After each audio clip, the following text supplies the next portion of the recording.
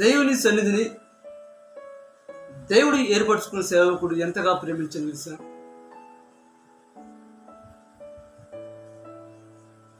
దేవుని సన్నిధిని ప్రేమించే సేవకుడు సంఘం పట్ల దేవుడిచ్చిన సంఘాన్ని, ఆ సంఘాన్ని ఏ విధంగా పోషించాలి, జంతగా దేవుని వారి మందిరానికి వ్యాపించాలి తెలుసా?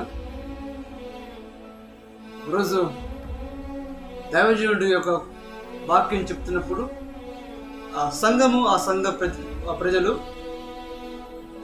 ఖచ్చితంగా ఆ దైవజనుడు చెప్తాడు, టైం కాగానే బయట గేట్లు ఖచ్చితంగా వేయాల్సిందే, తాళం వేయాల్సిందే. అలా ప్రతిరోజు ప్రతి సండే ఆ విధంగా చేస్తున్నప్పుడు సంఘస్థులు కొంతమంది ఈ విధంగా అంటున్నారు, ఇంకా ఈరోజు దైవజని కూతురు రాలేదు, ఇలా ఏం చెప్తుంది వాక్యం అయిపోయినాక తన కూతురు వాక్యం దేవుని సన్నిధికి రాకుంటే ఏం చూస్తుందో రాని అని చెప్పి అందరూ ఒక పండంగా పట్టుకుని ఖచ్చితంగా దైవజనుని అడగాల్సింది, ఏది మీ బిడ్డ ఏది ఖచ్చితంగా అడగాల్సింది చెప్పి వారిని నిర్ణయిస్తున్నాడు. ఆ దైవజనుడు మంచి వాక్యం చెప్పాడు. అలా వాక్యం చెప్పి తీసుకున్న తర్వాతకి దేవుడు అద్భుతంగా వాక్యం ముగిసిన తర్వాతకి, ఈరోజు మీకు ఒక విషయం చెప్పాలి, అందరూ కోపంతో ఉండాలి, ఆవేశంతో ఉండాలి. కానీ గత రాత్రి నా కూతురు ప్రభు యేసుక్రీస్తు నామములో ఆ ప్రభునందు నిద్రించింది. ఈ విషయం మీకు ఎవరు చెప్పొద్దు, ఈ వాక్యం అయిపోయిన తర్వాత చెప్పాలి అని చెప్పి ఉద్దేశించాను. దయచేసి ఉండండి, ఈ సాయంత్రం కాలంలో నా కూతుర్ని సమాధి చేయవలసి ఉంది కనుక మీరు సంఘస్థులు ఖచ్చితంగా రావాలి.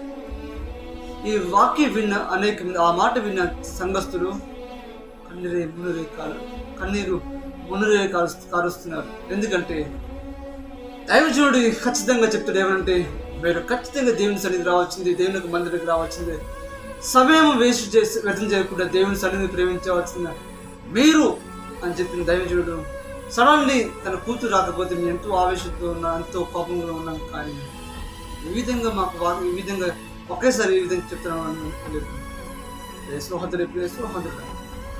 దేవుని ప్రేమించి సంఘస్థుడు కావచ్చు, తనకున్న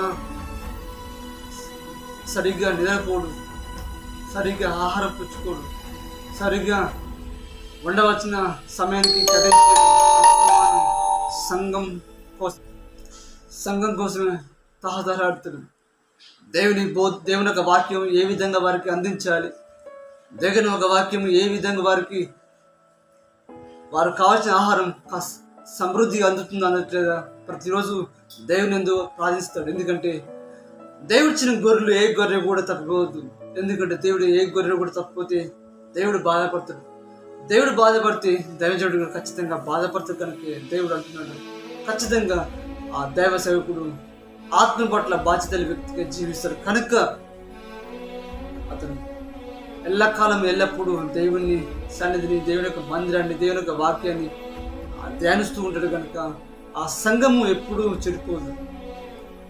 ఈరోజు చాలా మంది దైవజనులు అదే చేస్తున్నారు. సరిగ్గా ఆహారం ఉండదు, సరిగ్గా నిద్ర ఉంటుంది. చాలా ప్రాంతానికి వాక్యం చెప్పాలి, చాలా సంఘాలు స్థాపించబడాలి. ఆ చిన్న సంఘం కావచ్చు, పెద్ద సంఘం కావచ్చు, దైవజనుడు దేవుడు ఏర్పరచుకున్న ఏ సేవకుడైనా వారు సమస్తను వదిలిపెట్టి దేవుని ప్రేమను ప్రకటిస్తానికి వచ్చారు. దేవునికి ఉన్నతమైన ఉద్దేశాన్ని చెప్తానికి ఈ భూమికి అనేక సేవకులు ఏర్పరచుకున్నారు. సోహతుల దైవజనుడిని మీరు ఎప్పుడు కూడా కించపరచకండి. దేవుడు ఏర్పరచుకున్న ఏ సేవకుని కూడా మీరు అవమానపరచకండి. దేవుడు ఏర్పరచుకున్న ఏ యొక్క సువార్థికుని కావచ్చు, సంఘ కాపరి కావచ్చు, సంఘం ఎవరైనా సరే దేవుని యొక్క ఏర్పరచుకున్న సువార్థికుని కానీ దేవుని యొక్క ఏర్పరచుకున్న ఎవరిని కూడా మీరు బాధించకండి. ఎందుకంటే వారు ఎప్పుడు మన పట్ల ఆశ కలిగి జీవిస్తారు. మన పట్ల ఎప్పుడు ఎక్కడ తప్పిపోకుండా దేవుని వాక్యాన్ని మనకు అందించాలని చెప్పి వారు రాత్రనక పగలనక కష్టపడతారు. ఈ వాక్యం ఎందరో తింటున్నారు, ఎంతమంది వింటారు ఈ వాక్యం. ఇక్కడైనా దేవుని ఒక సేవకుడి కోసం ప్రత్యక్షంగా ప్రార్థన చేయాలని కోరుకుంటున్నాను.